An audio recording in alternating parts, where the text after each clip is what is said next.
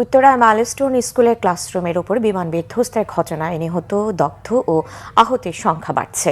হতাহতের মধ্যে প্রায় সবাই স্কুলের শিক্ষার্থী। স্কুল ক্যাম্পাস থেকে রাজধানীর বিভিন্ন হাসপাতালে অভিভাবকদের আহাজারিতে বাতাস ভারী হয়ে উঠেছে। রুকনুজ্জামানের রিপোর্ট।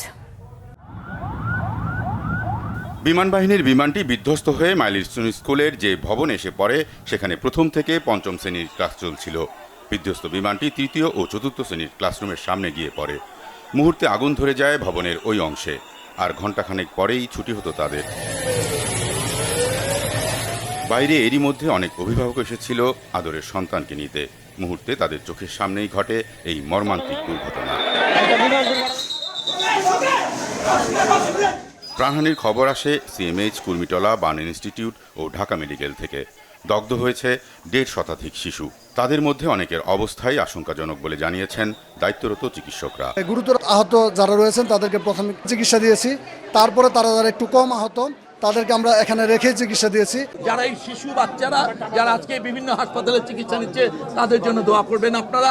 আমরা চিকিৎসকদের পক্ষ থেকে, সরকারের পক্ষ থেকে এবং আপনারা যারা আগামীকালকে রক্ত দিতে আসবেন, সবাই মিলে আমরা চেষ্টা করব এই শিশুদের সর্বোত্তম চিকিৎসা দেওয়া।